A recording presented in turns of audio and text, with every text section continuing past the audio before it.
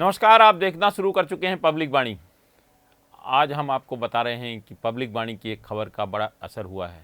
वह असर हुआ है कि भारतीय जनता पार्टी की मध्य प्रदेश की जो सबसे बड़ी कमेटी है, कोर कमेटी जिसको कहते हैं, जिसका लगभग 2.5 साल बाद सरकार के कार्यकाल का आधा पूरा होने पर लगभग उसका विस्तार किया गया है, उसमें अंततः सागर संभाग को ही प्रतिनिधित्व दिया गया है और प्रतिनिधित्व दिया गया है वहाँ की सांसद लता बांड-खेड़े को।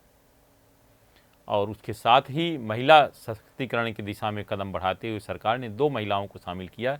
लता बांड-खेड़े के साथ ही मध्य प्रदेश सरकार की पीएचई मंत्री संपतिया उइके को भी उसमें शामिल किया गया है। मतलब जो ये था कि 15 सदस्यीय वो बढ़ के 17 सदस्यीय हो गई है।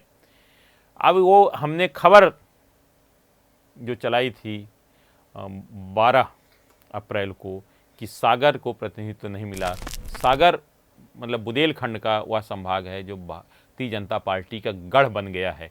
आप देखिए, सागर में 1990 से अगर बात करें, 1990 के बाद से सागर संभाग में अगर टोटल विधानसभा सीटें देखी जाएं या लोकसभा की बात करें, कभी भी भारतीय जनता पार्टी वहाँ नहीं हारी है। और वहाँ जो सीटें मिली हैं टोटल संभाग में, हमेशा कांग्रेस से ज़्यादा मिली हैं।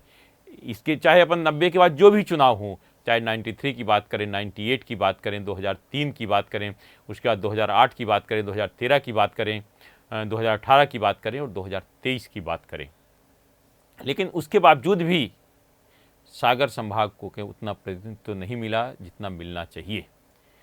उसके चाहे कारण जो भी रहे हो, राजनीतिक कारण रहे हो या जो भी कारण रहे हों, वहाँ के जो चाहे वर्तमान में सरकार में बात करें या संगठन में, जितना प्रतिनिधित्व मिलना चाहिए सागर संभाग को, भारतीय जनता पार्टी को नहीं मिला है। इससे लेकर वहाँ के कार्यकर्ताओं को और जो वरिष्ठ पदाधिकारी उनकी नाराज़गी होना स्वाभाविक है। उसी को मानने रख के पब्लिक वाणी ने उस खबर को 12 को चलाया था कि कोर कमेटी जो बनी है उसमें भी सागर संभाग को प्रतिनिधित्व नहीं मिला, तो उसको काहे से गंभीरता से लेते हुए पार्टी हाईकमान ने सागर संभाग को प्रतिनिधित्व दिया है।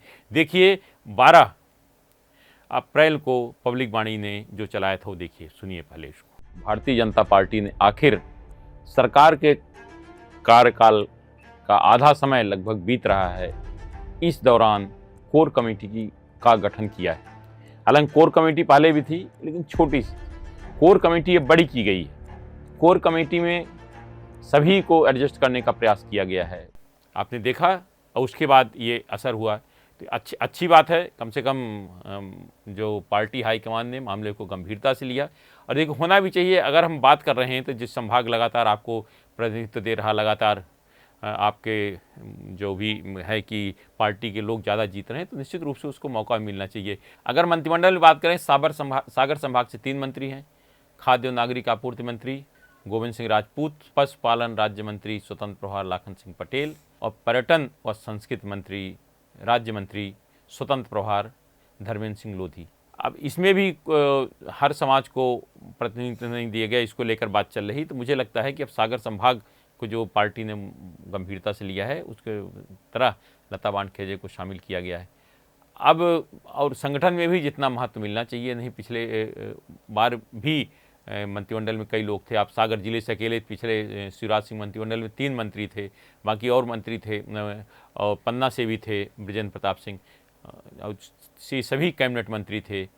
और फिर बाद में कुछ किया गया, संगठन में भी पर्याप्त महत्व दिया गया था, लेकिन जो वर्तमान में महत्व नहीं दिया गया, इसके बाद जो थोड़ी बहुत नाराज़गी थी उसको दूर करने के लिए पार्टी हाईकमान ने निर्णय लिया है और लता बांड-खेड़े को शामिल किया है। मुझे लगता है इसमें मुख्यमंत्री डॉक्टर मोहन यादव और प्रदेश भाजपा अध्यक्ष हेमंत कंडेलवाल की महती भूमिका रही, क्योंकि जिस तरह से पार्टी ने जो अपनी कोर कमेटी बनाई है, जिस तरह सब लोगों को शामिल करने का प्रयास किया है, जिसमें महिलाओं को प्रतिनिधित्व, सभी क्षेत्र समाज को साथ लेकर चलने का, उसी के कड़ी में तहत लता बांड-खेड़े को शामिल किया गया है।